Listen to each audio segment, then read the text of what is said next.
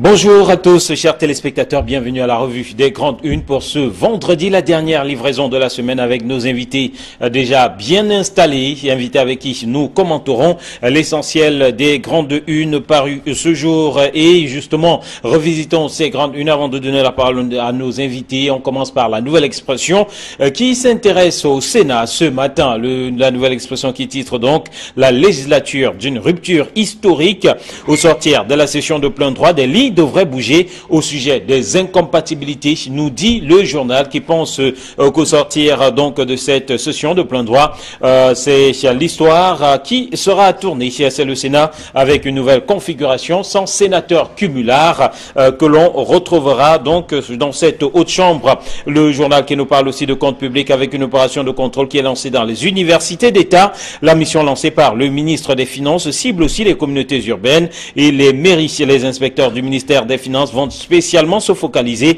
sur les dossiers de l'exercice budgétaire 2016. Le journal Info Matin parle aussi d'incompatibilité avec les cumulards qui choisissent le Sénat. Le journal fait savoir que la plupart d'entre eux, notamment Victor Moqueter, René Zengelé et Charles Salé, ont choisi d'abandonner leur poste au sein des administrations publiques pour se consacrer uniquement désormais à leur poste de sénateur. Seul X et Calvin Zhang Oyuno, directeur général adjoint de Codco, qui fait encore la résistance. Il pourra être démissionné, nous dit le journal.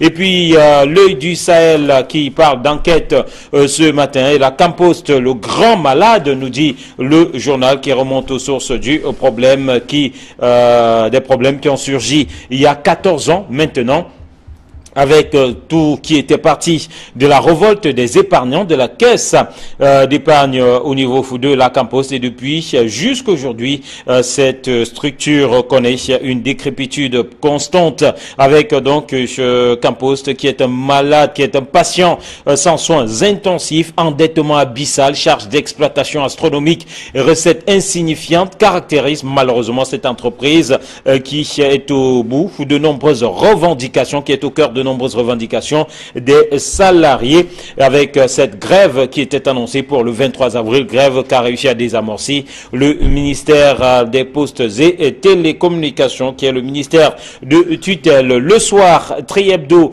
s'intéresse aux sénateurs cumulards qui sont dans l'embarras, nous dit le soir, qui ajoute que la session de plein droit de la deuxième législature du Sénat a eu lieu ce mardi 24 avril 2018. Au cours de cette session de plein droit, les voix se sont levées pour dénoncer les sénateurs qui cumulent leurs fonctions de sénateur avec une autre. Pourtant, les textes qui régissent le Sénat ne sont pas favorables donc au cumul. Mutation. Nous parle ce matin de gouvernance et des missions de contrôle qui vont descendre chez les directeurs généraux et chez les recteurs. Des équipes du ministère des Finances sont à pied d'œuvre pour s'assurer de la bonne exécution du budget 2016 et évaluer la qualité de la dépense au sein des sociétés d'État, des universités publiques, des communes urbaines, des communautés urbaines et des communes. Contexte et enjeu de cette opération à lire dans les colonnes de mutation de ce vendredi. Le quotidien de l'économie lui parle de la gestion par le gouvernement du web et Cameroun, amateurisme dans la stratégie web du gouvernement, entre sites internet non actualisés ou abandonnés. Plusieurs institutions républicaines brillent par leur faible présence pour certaines et l'absence pour d'autres sur Facebook ou encore Twitter.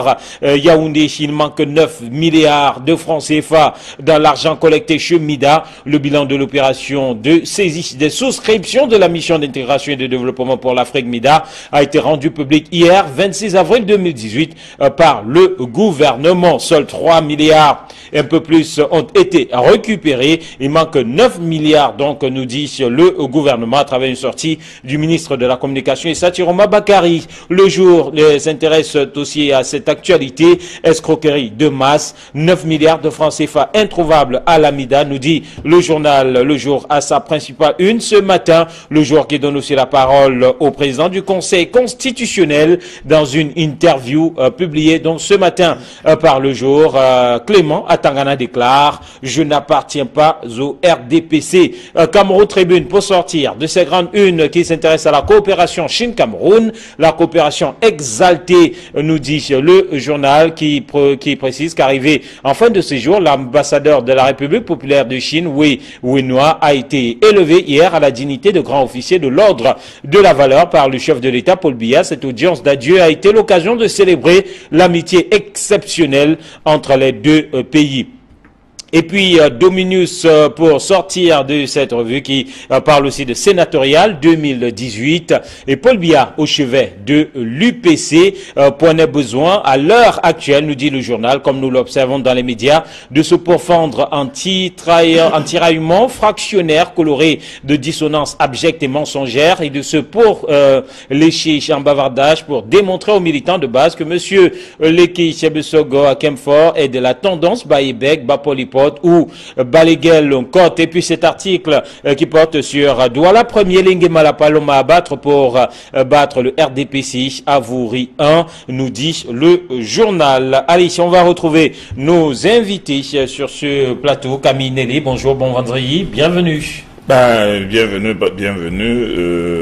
et bonjour aux téléspectateurs de Kinos Télévision. Bonjour Georges Sémé, bonjour Eric Mafiel-Diomont. Merci, bonjour. Mais moi je balancerai un bonjour tout particulier au président de la Cour constitutionnelle, M. Clément Atangana, qui, à mon sens, a fait une déclaration inutile en disant qu'il n'appartient pas au RDPC. On aurait bien voulu savoir si, avant qu'il ne soit nommé, il n'était pas militant du RDPC, s'il n'était pas militant du RDPC, dans quel parti milite-t-il. Mais moi, je pense qu'il n'a pas son appartenance ou son militantisme dans un parti n'a aucune importance. Donc, qu'on lui fasse dire dans un journal qu'il n'appartient pas au RDPC, moi, je pense que c'est contre-productif et c'est inutile. C'est inutile. Georges Sémé, bonjour, bon vendredi. Merci, bonjour à vous et Martial, bonjour aux doyens et à tous ceux qui nous regardent. Alors, on va démarrer cette revue des grandes unes avec le Sénat qui reste au devant de l'actualité depuis quelques jours déjà, aujourd'hui encore, notamment dans les colonnes de la Nouvelle Expression et dans les colonnes de Info Matin, les colonnes aussi d'autres journaux, notamment Le Soir. Alors, ces sénateurs cumulards, on semble de plus en plus aboutir vers une porte de sortie. Info Matin nous dit les cumulards choisissent le Sénat, alors que la Nouvelle Expression nous dit la législature d'une rupture historique, puisque désormais les questions de faire un choix. Le Soir parle de ces sénateurs cumulards qui sont dans l'embarras. Alors, restons par exemple sur la Nouvelle Expression. À quel niveau est-ce que l'on s'apprête à vivre quelque chose de véritablement historique, Camille? On en est encore au niveau des spéculations. En réalité, quand on dit que les cumulards choisissent le Sénat, c'est pas évident. On ne nous a pas encore dit qui a choisi le Sénat et qui a choisi son poste. Encore que tous ces cumulards sont présidents des conseils d'administration depuis plusieurs années, pour certains depuis 10 ans, 15 ans, 20 ans. Donc je ne pense pas que le tour soit joué. Mais toujours est-il que dans la simple logique, on sait très bien que il est certain que le président de la République va forcément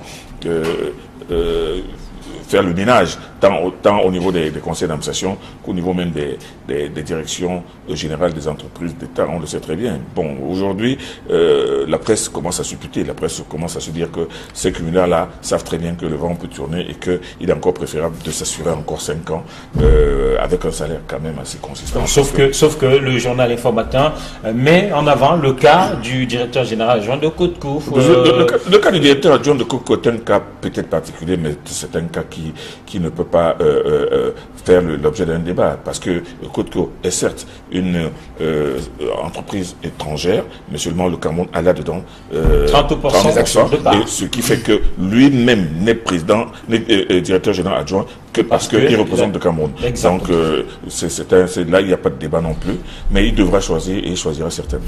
Il choisira certainement l'aspect historique. Est-ce que l'on vit là quelque peu une page intéressante de l'histoire politique du Cameroun, Georges Sémé? Je suis parfaitement d'accord avec cette une qu'on fait de la Nouvelle Expression, parce que on a quand même observé que lors de la première législature qui est partie de 2013 à aujourd'hui, il y a eu ce laxisme dans le cumul des fonctions. Les sénateurs il y avait des sénateurs DG, il y avait des sénateurs qui avaient des fonctions civiles. Le doyen d'âge. Voilà, exactement. Tout cela parce que la loi n'était pas claire sur la question.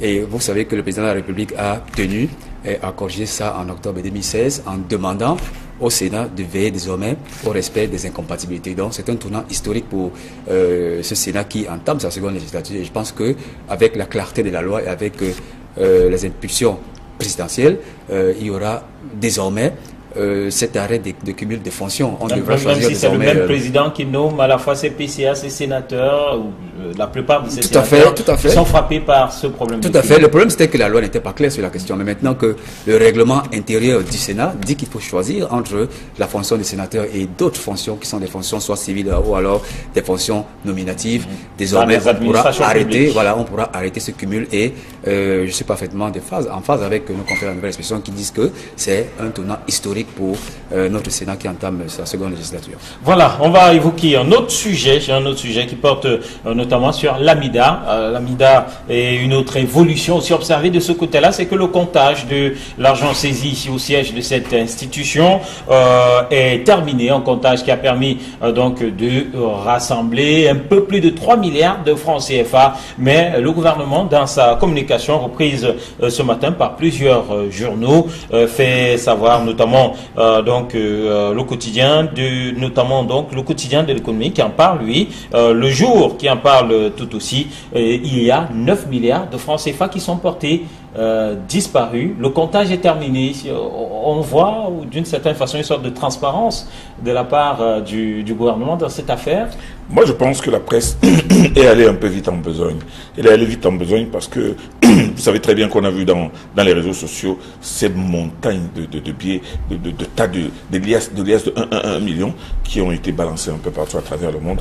On avait l'impression même de se trouver dans un de ces films des années 30-40 où avec les gestionnaires de casinos ou bien les trafiquants de drogue et de cocaïne, comment on voit comment l'argent est compté et mis de côté. Non, avec cet argent, cette faramineuse somme que l'on a trouvée dans un local qui n'était pas une banque, qui n'était pas une pairie, qui n'était pas une perception, on a compris que l'AMIDA c'était vraiment quelque chose d'affreux, d'extraordinaire. Bon, mais seulement le fait de trouver cet argent en place dans l'AMIDA ne veut pas dire que c'est tout l'argent que les souscripteurs ont déposé. On sait très bien que ce n'est pas aujourd'hui, c'est peut-être la recette de 4-5 derniers jours. Donc, depuis que les gens cotisent et depuis que l'argent est en train de partir, on ne sait pas où se trouve le reste d'argent. Donc, moi, je ne pense pas qu'on dise qu'il manque 9 milliards. Parce que vous savez très bien qu'avec les explications que nous avons eues, on a compris le fonctionnement de cette MIDA qui vous prend de l'argent, qui donne de l'argent, et pendant qu'elle donne de l'argent, d'autres personnes viennent remplir l'argent. Dans une logique de réseau. C'est une histoire vraiment acrobatique qui ressemble même à cette espèce de bonneteux géant dont j'ai parlé il y a quelques jours. Donc, on a trouvé 3 milliards d'euros, mais on a trouvé 3 milliards d'euros. Il faut demander peut-être aux responsables de la MIDA où est le reste. Depuis que les gens sont en train de souscrire, quand ils font de l'argent, ont-ils mis de l'argent en banque, ont-ils envoyé de l'argent à l'étranger, ont-ils investi, ou bien comment est-ce que cet argent déjà évalué à 12 milliards de francs, comment on ne peut retrouver que 3 milliards. Moi, je pense que l'enquête est en train est en cours. Et la presse ne devrait pas aller trop vite en besoin en disant qu'on n'a trouvé que 3 milliards, il manque 9 milliards. Non, on va bien savoir où est passée la différence entre ce qui déclare avoir été souscrit à l'AMIDA et ce qu'on a trouvé sur place. Je sais, messieurs, le sujet. Bien, je crois que c'est un communiqué du ministre de la Communication qui clarifie la situation de ces finances de l'AMIDA. 3 milliards et poussières ont été retrouvés, thésaurisés au siège de l'AMIDA à Aala. Et je pense qu'il n'y a pas que à Aala qu'ils auraient gardé l'argent. Certainement, pour une institution qui se voulait aussi sérieuse, certainement, ils ont des fonds qui sont parqués soit dans les banques locales ou alors dans les banques offshore. Il appartient désormais aux services compétents d'identifier, de localiser et d'assurer la traçabilité de ces fonds afin que ceux qui y ont épargné soient remboursés et pour empêcher que le contribuable camerounais, à travers le trésor public, de rembourse une somme pour laquelle ils n'ont aucune cause parce que certaines autorités ont été laxistes. Donc, l'enquête est en cours, les enquêtes sont en cours et moi je pense que le ministre de la Communication gagnerait à nous clarifier de temps en temps de la situation qui prévaut et c'est ce qu'il fait depuis le début de cette crise. Le plus important pour moi c'est que ces fonds soient localisés, ramenés au Cameroun pour ceux qui sont à l'étranger et que ces personnes soient remboursées afin que vous, moi et les autres Camerounais qui contribuent au trésor public ne payent pas un argent dont ils ne connaissent pas la provenance ni la cause. Voilà. Alors, je ne suis pas très d'accord avec cette option ou cette éventualité de l'État qui paierait le différentiel. Parce que le président de la République a dit que... D'une façon ou d'une autre, ça a été annoncé comme ça. Le président de la République a dit que il faudrait veiller au remboursement. Il n'a pas dit que c'est l'État qui va rembourser. Il n'a pas dit de façon claire. Moi, je pense qu'il y a une mauvaise interprétation dans la déclaration du président de la République. Il n'a pas dit que l'État va payer. Il a dit que cet argent soit compté et qu'on rembourse tous ces gens-là. Il n'est pas question, il ne serait même pas question que l'État puisse rembourser de l'argent pris par ces gens et planqué peut-être. Donc, il ne faut pas penser que au cas où cet argent ou la différence dont on parle ne soit pas retrouvé, il ne faudrait pas penser que l'État va payer le reste. Non, je ne pense pas. Non, mais doyen, c'est le nom dit des instructions présidentielles, que l'État va prendre toutes les dispositions pour rembourser non, ceux qui... Non, je dis, il a dit, afin que ces jeunes soient remboursés. Afin que ces jeunes soient remboursés, pas par l'État, mais par les gens qui leur ont pris de l'argent. Même si ce n'est pas dit comme ça, on est dans les interprétations, on est dans des grilles de lecture. Allez, Mutation s'intéresse ce matin à ces missions de contrôle qui vont descendre chez les directeurs généraux de sociétés dans certaines universités d'État, chez les délégués du gouvernement, dans certaines mairies. Eh bien, lui, Paul Motazé, fidèle à lui-même depuis son arrivée à la tête de ce ministère des Finances, après l'opération lancée pour dégoûter tous les fonctionnaires fictifs. Voici une autre opération lancée donc pour s'assurer de la bonne gouvernance dans ces établissements publics. Georges Sémé.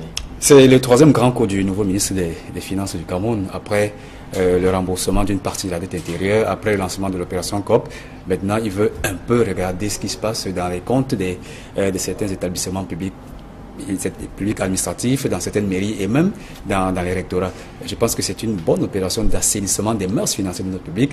On en avait besoin parce que ce sont des poches de gabegie.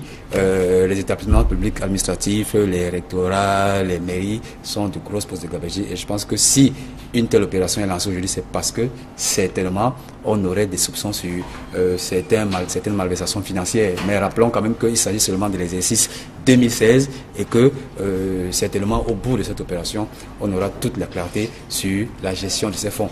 Et n'oublions pas que toutes ces institutions regorgent d'un contrôle financier qui relève étroitement du ministère des Finances. Donc ça veut dire que leurs opérations sont suivies étroitement au jour le jour, et ce n'est pas parce qu'on a lancé une telle opération qu'on jetterait tout de suite en pâture ceux qui sont assurés de la gestion de ces fonds. Du ministère je pense que c'est une bonne opération d'assainissement. Ça veut dire qu'il y a problème aussi. Voilà, ça fait partie des missions régaliennes du ministère des Finances. Bien qu'il ait choisi l'exercice 2016, c'est parce que il y a eu vent de certaines malversations, mais je pense que il y a quand même dans ces institutions des contrôles financiers qui assurent au jour le jour le contrôle et la gestion des fonds dans ces institutions, et que l'opération qui sera entamée dans les prochains jours ne vient que compléter ce travail qui a déjà été exercé en amont par le représentant des ministres des Finances dans ces institutions. Camille Nélé, vous avez semblé optimiste lors du lancement de cette opération qui visait à débusquer les fonctionnaires fictifs. Alors, à quoi s'attendre dans le cadre de cette opération? Qu'est-ce qu'il y a recherché? Quel pourrait être le résultat final? Il est visible que le ministre Motazé est en train d'aller jusqu'au bout de sa logique dans le cadre de l'assainissement des finances et surtout dans le cadre d'un meilleur suivi de ces gestionnaires publics.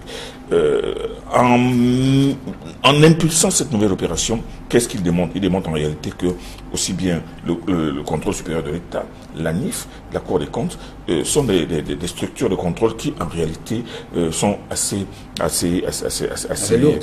lourdes et qui n'opèrent pas suffisamment à temps. Alors, je pense qu'il a envie de donner un coup d'accélérateur justement dans ces contrôles qui font que, regardez, imaginez le dernier contrôle, le dernier rapport du contrôle de la Cour des comptes date de l'année 2015. On est en 2018.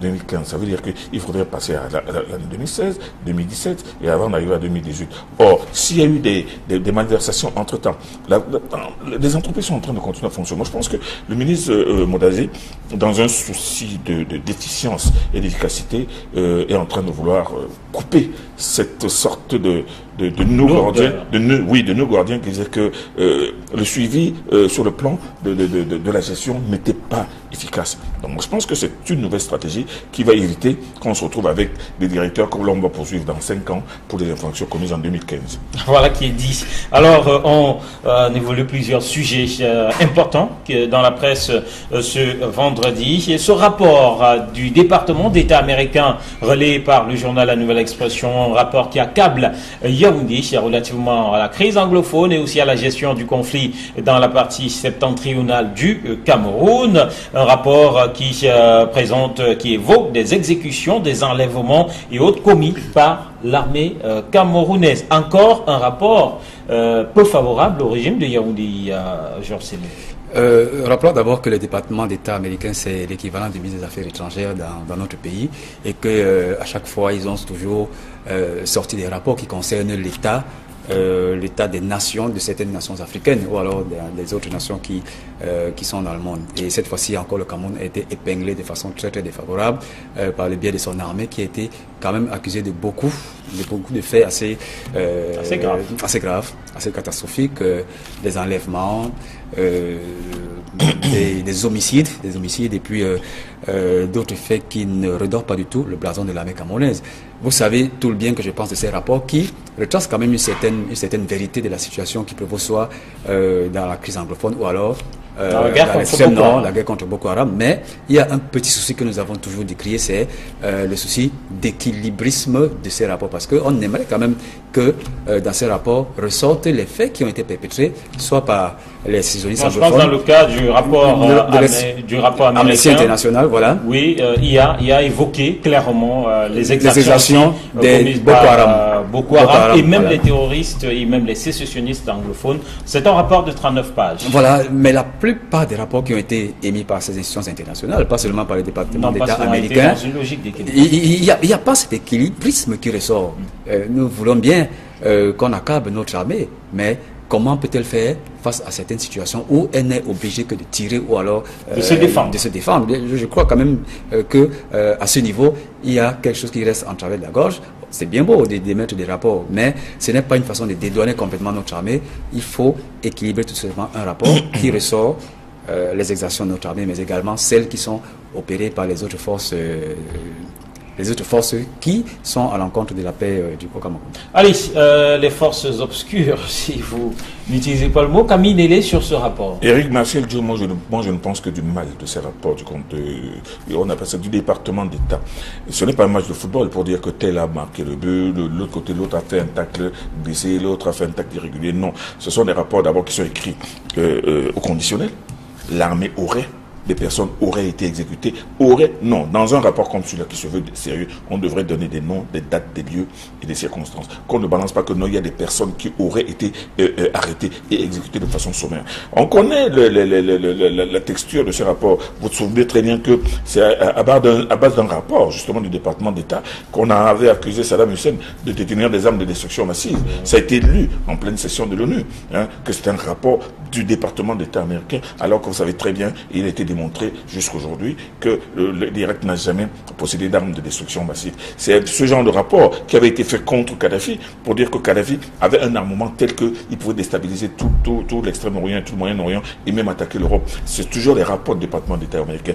Et quand dans ce rapport, il faut le lire avec froideur, on voit qu'il est écrit que non, l'armée camerounaise opère avec des moyens disproportionnés, des moyens disproportionnés de force. Disproportionnés que ces gens ont pu évaluer les forces en face. Non, moi je dis il faudrait arrêter de tomber dans ce genre de piège où on tire à mutiler l'image d'une armée qui se bat, vaille que vaille, coûte que coûte, face à des gens qui ne viennent que tuer, qui ne viennent qu'enlever, qui sont maintenant arrivés au point d'entrer dans une école et tirer sur des enfants. Il faut bien que le rapport de ce département d'État dise que des assaillants sont venus tirer sur des élèves dans une école. Ça, c'est inacceptable. C'est pour ça que je parlais de souci d'équilibre. Oui, mais il n'y a même pas d'équilibre à faire. Moi, je pense que la situation sur le terrain est suffisamment grave. Le Cameroun est en train de vivre une guérilla, mais une guérilla qui dit son nom, qui dit vraiment son nom. Et moi, je pense que l'armée doit user de tous les moyens, non seulement pour contrer cette guérilla, mais pour ramener au moins la paix et la sécurité. Donc, moi, je dis, quand il y a ce genre de rapports qui sont là, soit pour mutiler l'image du Cameroun, soit pour démontrer que l'armée du Cameroun est une armée de mercenaires qui ne fait que tuer des gens qui se battent, mais qui se battent pour qui? Contre qui? Avec quel moyen? Avec quel moyen? Donc moi je dis il faut faire attention, il faut lire ce genre de rapport. Et moi je pense que la presse camerounaise elle-même ne répond pas assez à ce département d'État américain. Alors on va sortir puisqu'il nous reste quelques minutes seulement avec ce sujet sur la mairie de Douala. Premier, voilà une mairie tant convoitée et c'est Dominus qui titre dessus ce matin. Alors l'homme à abattre pour battre le RDPC, Avory premier. Que pensez-vous de ce titre, Jean? Écoutez, le journal Dominique, c'est un journal très introduit à Douala premier et ils nous ont gratifié d'un titre qui parle effectivement à la veille des échéances électorales. Voilà, déjà que c'est une commune qui est secouée. Voilà, effectivement, c'est la première commune de Douala. La commune la plus en vue et c'est normal qu'à la veille de ces joutes électorales il y ait ce branle-bas, ces petites batailles pour remplacer le maire Malapa qui n'est pas seulement maire, qui est également président de la section RDPC Avory 1. Donc on l'a vu dans plusieurs occasions, par exemple au dernier conseil municipal, on a vu l'opposition qui était rangée contre le maire Malapa sur la gestion de la mairie, mais malheureusement avec les chiffres qui ont été présentés et avec la diligence du préfet du Avory qui était bien là, tout a été ramené à l'ordre. Et on relève pas seulement cette opposition qui se range contre l'Engue Malapa, malheureusement au sein du RDPC également, il y a des batailles intestines qui mettent des bâtons dans les roues de l'action. On est coutumier de ce fait au sein du RDPC et je pense que ce n'est que normal en période préélectorale et M. Malapa, ce ne sera pas la fin.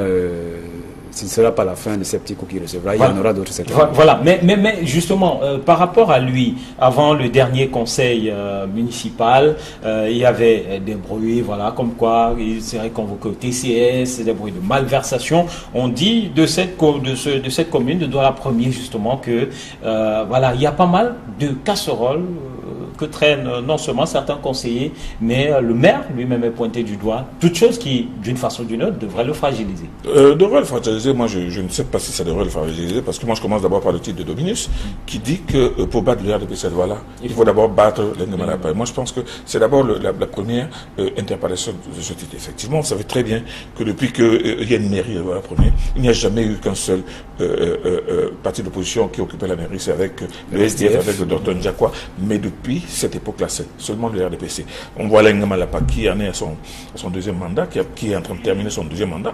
Il va entamer le troisième mandat. Il est tout à fait normal que l'opposition, qui veut absolument monter à la solde. L'opposition même en interne. Mais à l'interne et même à l'intérieur du RDPC, il y a aussi des conseils municipaux du RDPC qui sont en train de multiplier des manœuvres pour que peut-être l'Engue Malapa ne soit même plus investi du tout. Donc moi je pense que ça c'est des manœuvres politiciennes. Mais toujours est-il que quand on lit l'article de Dominus, on se dit que pour venir à bout de l'Engue Malapa, qui ne cache pas son ambition de remplir, il faudrait d'abord commencer par le jeter à terre. Moi, je pense que le combat est un combat politicien, c'est un combat de terrain. Et Georges Semi l'a rappelé, il est aussi avant tout le président de la section RDPC de Avory 1. Donc, le combat, ce ne sera pas seulement le combat de la mairie, c'est aussi le combat du RDPC. De cette section. Allez, merci messieurs d'être restés en notre compagnie. Merci d'être venus. Madame, monsieur, lundi, voilà, sera férié, mardi férié aussi.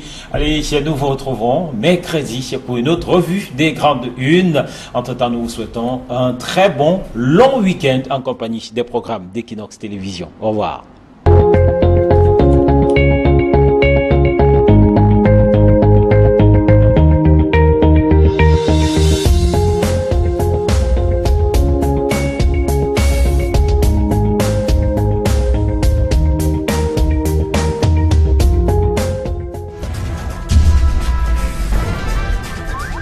Pour rembourser non, afin que non, je dis, il a dit on est là, afin que ces jeunes soient remboursés.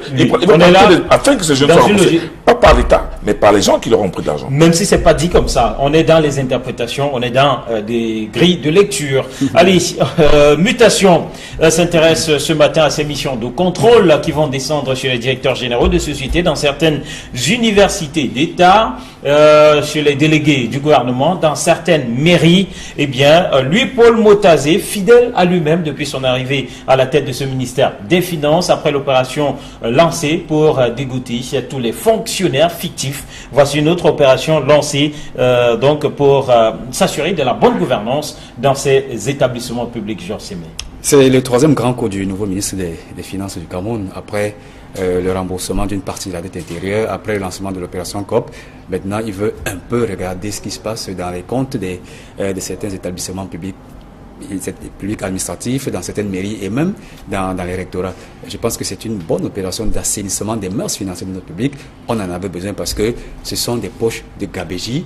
Les établissements publics administratifs, les rectorats, les mairies sont de grosses poches de gabégie. Et je pense que si une telle opération est lancée aujourd'hui, c'est parce que certainement on aurait des soupçons sur certaines malversations financières. Mais rappelons quand même qu'il s'agit seulement de l'exercice 2016 et que certainement au bout de cette opération, on aura toute la clarté sur la gestion de ces fonds. Et n'oublions pas que toutes ces institutions regorgent d'un contrôle financier qui relève étroitement du ministère des Finances. Donc ça veut dire que leurs opérations sont suivies étroitement au jour le jour, et ce n'est pas parce qu'on a lancé une telle opération qu'on jetterait tout de suite en pâture ceux qui sont assurés de la gestion de ces fonds. Du ministère, je pense que c'est une bonne opération d'assainissement. Ça veut dire qu'il y a problème aussi. Voilà, ça fait partie des missions régaliennes du ministère des Finances. Bien qu'il ait choisi l'exercice 2016, certainement, c'est parce que il y a eu vent de certaines malversations, mais je pense que il y a quand même dans ces institutions des contrôles financiers qui assurent au jour le jour le contrôle et la gestion des fonds dans ces institutions, et que l'opération qui sera entamée dans les prochains jours ne vient que compléter ce travail qui a déjà été exercé en amont par le représentant des ministres des Finances dans ces institutions. Camille Nélé, vous avez semblé optimiste lors du lancement de cette opération qui visait à débusquer les fonctionnaires fictifs. Alors, à quoi s'attendre dans le cadre de cette opération? Qu'est-ce qu'il y a recherché? Quel pourrait être le résultat final? Il est visible que le ministre Motazé est en train d'aller jusqu'au bout de sa logique dans le cadre de l'assainissement des finances et surtout dans le cadre d'un meilleur suivi de ces gestionnaires publics. En impulsant cette nouvelle opération, qu'est-ce qu'il démontre? Il démontre en réalité que aussi bien le contrôle supérieur de l'État, l'ANIF, la Cour des comptes, sont des structures de contrôle qui en réalité sont assez lourdes et qui n'opèrent pas suffisamment à temps. Alors, je pense qu'il a envie de donner un coup d'accélérateur justement dans ces contrôles qui font que, regardez, imaginez le dernier contrôle, le dernier rapport du contrôle de la Cour des comptes date de l'année 2015. On est en 2018. 2015, ça veut dire qu'il faudrait passer à l'année 2016, 2017 et avant d'arriver à 2018. Or, s'il y a eu des malversations entre-temps, les entreprises sont en train de continuer à fonctionner. Moi, je pense que le ministre Motazé, dans un souci d'efficience et d'efficacité, est en train de vouloir couper cette sorte de nœuds gardiens, de nœuds gardiens qui étaient de tas de liasses de 1 million qui ont été balancés un peu partout à travers le monde. On avait l'impression même de se trouver dans un de ces films des années 30-40 où avec les gestionnaires de casinos ou bien les trafiquants de drogue et de cocaïne, comment on voit comment l'argent est compté et mis de côté. Non, avec cet argent, cette faramineuse somme que l'on a trouvée dans un local qui n'était pas une banque, qui n'était pas une pairie, qui n'était pas une perception, on a compris que la MIDA c'était vraiment quelque chose d'affreux, d'extraordinaire. Bon, mais seulement le fait de trouver cet argent en place dans la MIDA ne veut pas dire que c'est tout l'argent que les souscripteurs ont déposé. On sait très bien que ce n'est pas aujourd'hui, c'est peut-être la recette de 4-5 derniers jours. Donc, depuis que les gens cotisent et depuis que l'argent est en train de partir, on ne sait pas où se trouve le reste d'argent. Donc, moi, je ne pense pas qu'on dise qu'il manque 9 milliards. Parce que vous savez très bien qu'avec les explications que nous avons eues, on a compris le fonctionnement de cette MIDA qui vous prend de l'argent, qui donne de l'argent, et pendant qu'elle donne de l'argent, d'autres personnes viennent remplir l'argent. Dans une logique de réseau. C'est une histoire vraiment acrobatique qui ressemble même à cette espèce de bonneteux géant dont j'ai parlé il y a quelques jours. Donc, on a trouvé 3 milliards d'euros, mais on a trouvé 3 milliards d'euros. Il faut demander peut-être aux responsables de la MIDA où est le reste. Depuis que les gens sont en train de souscrire, qu'ont-ils fait de l'argent? Ont-ils mis de l'argent en banque? Ont-ils envoyé de l'argent à l'étranger? Ont-ils investi? Ou bien, comment est-ce que cet argent déjà évalué à 12 milliards de francs, comment on ne peut retrouver que 3 milliards? Moi, je pense que l'enquête est en train est en cours. Et la presse ne devrait pas aller trop vite en besoin en disant qu'on n'a trouvé que 3 milliards, il manque 9 milliards. Non, on va bien savoir où est passée la différence entre ceux qui déclarent avoir été souscrits à la MIDA et ce qu'on a trouvé sur place. Je sais, messieurs, le sujet. Bien, je crois que c'est un communiqué du ministre de la Communication qui clarifie la situation de ces finances de la MIDA. 3 milliards et poussières ont été retrouvés, thésaurisés au siège de la MIDA à Aala. Et je pense qu'il n'y a pas que à Aala qu'ils auraient gardé l'argent. Certainement, pour une institution qui se voulait aussi sérieuse, certainement, ils ont des fonds qui sont parqués soit dans les banques locales ou alors dans les banques offshore. Il appartient désormais aux services compétents d'identifier, de localiser et d'assurer la traçabilité de ces fonds afin que ceux qui y ont épargné soient remboursés et pour empêcher que le contribuable camerounais, à travers le trésor public, de rembourse une somme pour laquelle ils n'ont aucune cause parce que certaines autorités ont été laxistes. Donc, l'enquête est en cours, les enquêtes sont en cours et moi je pense que le ministre de la Communication gagnerait à nous clarifier de temps en temps de la situation qui prévaut et c'est ce qu'il fait depuis le début de cette crise. Le plus important pour moi c'est que ces fonds soient localisés, ramenés au Cameroun pour ceux qui sont à l'étranger et que ces personnes soient remboursées afin que vous, moi et les autres Camerounais qui contribuent au trésor public ne payent pas un argent dont ils ne connaissent pas la provenance ni la cause. Voilà. Alors, je ne suis pas très d'accord avec cette option ou cette éventualité de l'État qui paierait le différentiel. Parce que le président de la République a dit que... D'une façon ou d'une autre, ça a été annoncé comme ça. Le président de la République a dit que il faudrait veiller au remboursement. Il n'a pas dit que c'est l'État qui va rembourser. Il n'a pas dit de façon claire. Moi, je pense qu'il y a une mauvaise interprétation dans la déclaration du président de la République. Il n'a pas dit que l'État va payer. Il a dit que cet argent soit compté et qu'on rembourse tous ces gens-là. Il n'est pas question, il ne serait même pas question que l'État puisse rembourser de l'argent pris par ces gens et planqué peut-être. Donc, il ne faut pas penser que au cas où cet argent ou la différence dont on parle ne soit pas retrouvée, il ne faudrait pas penser que l'État va payer le reste. Non, je ne pense pas. Non, mais c'est le nom dit des instructions présidentielles, que l'État va prendre toutes les dispositions.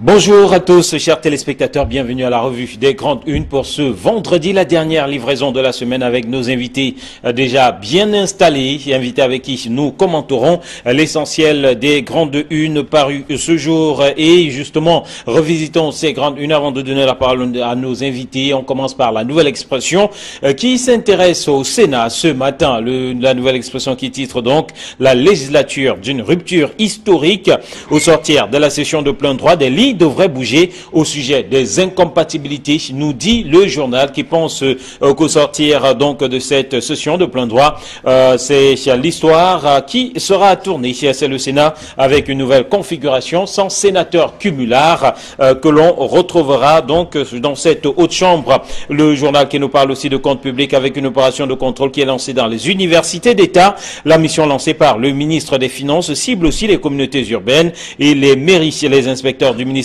des Finances vont spécialement se focaliser sur les dossiers de l'exercice budgétaire 2016. Le journal Info Foumatin parle aussi d'incompatibilité avec les cumulards qui choisissent le Sénat. Le journal fait savoir que la plupart d'entre eux, notamment Victor Moketer, René Zengelé et Charles Salé, ont choisi d'abandonner leur poste au sein des administrations publiques pour se consacrer uniquement désormais à leur poste de sénateur seul X et Calvin Zhang Oyuna Renaud, directeur général adjoint de Cotco, qui fait encore la résistance. Il pourra être démissionné, nous dit le journal. Et puis, l'œil du Sahel qui parle d'enquête ce matin. Et la Campost, le grand malade, nous dit le journal, qui remonte aux sources du problème des problèmes qui ont surgi il y a 14 ans maintenant, avec tout qui était parti de la révolte des épargnants de la caisse d'épargne au niveau de la Campost, et depuis jusqu'à aujourd'hui cette structure connaît une décrépitude constante, avec donc ce Campost qui est un malade, qui est un patient sans soins intensifs, endettement abyssal, charges d'exploitation astronomique, recettes insignifiantes caractérisent malheureusement cette entreprise qui est au bout de nombreuses revendications, qui est au cœur de nombreuses revendications des salariés, avec cette grève qui était annoncée pour le 23 avril, grève qu'a réussi à désamorcer le ministère des Postes et Télécommunications, qui est le ministère de tutelle. Le soir, Tri-Hebdo s'intéresse aux sénateurs cumulards qui sont dans l'embarras, nous dit le soir, qui ajoute que la session de plein droit de la deuxième législature du Sénat a eu lieu ce mardi 24 avril 2018. Au cours de cette session de plein droit, les voix se sont levées pour dénoncer les sénateurs qui cumulent leur fonction de sénateur avec une autre. Pourtant, les textes qui régissent le Sénat ne sont pas favorables donc au cumul. Mutation.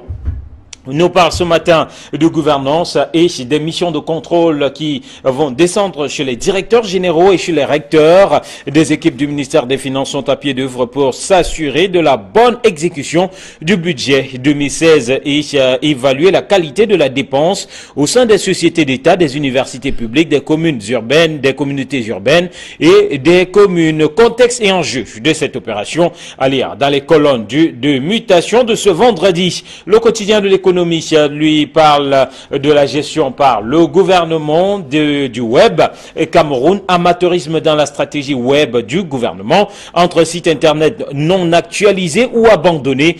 Plusieurs institutions républicaines brillent par leur faible présence pour certaines et l'absence pour d'autres sur Facebook ou encore Twitter.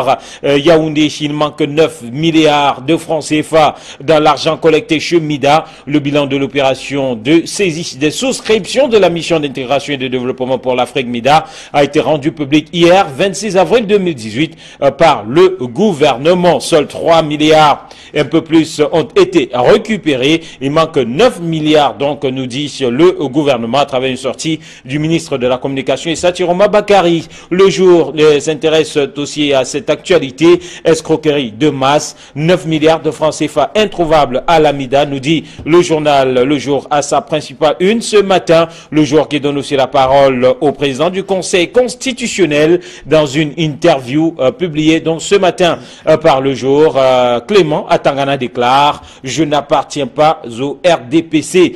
Cameroun Tribune pour sortir de ces grandes unes qui s'intéressent à la coopération Chine-Cameroun. La coopération exaltée, nous dit le journal qui précise qu'arrivé en fin de séjour, l'ambassadeur de la République populaire de Chine, Wei Wenhua, a été élevé hier à la dignité de grand officier de l'ordre de la valeur par le chef de l'État Paul Biya. Cette audience d'adieu a été l'occasion de célébrer l'amitié exceptionnelle entre les deux pays. Et puis Dominus pour sortir de cette revue qui parle aussi de sénatorial 2018 et Paul Biya au chevet de l'UPC prenait besoin à l'heure actuelle, nous dit le journal, comme nous l'observons dans les médias, de se pourfendre en tiraillement fractionnaire coloré de dissonance abjecte et mensongère et de se lécher en bavardage pour démontrer aux militants de base que monsieur Leki Chebesogo à Kemfort est de la tendance Baïbek, Bapolipo ou Baléguel Côte. Et puis cet article qui porte sur Douala premier Lingue Malapaloma à battre pour battre le RDPC Avouri 1, nous dit le journal. Allez, on va retrouver nos invités sur ce plateau. Camille Nelly, bonjour, bon vendredi, bienvenue. Bienvenue et bonjour aux téléspectateurs de Kinos Télévision. Bonjour Georges Sémé, bonjour Eric Mafiel Dumont. Merci, bonjour.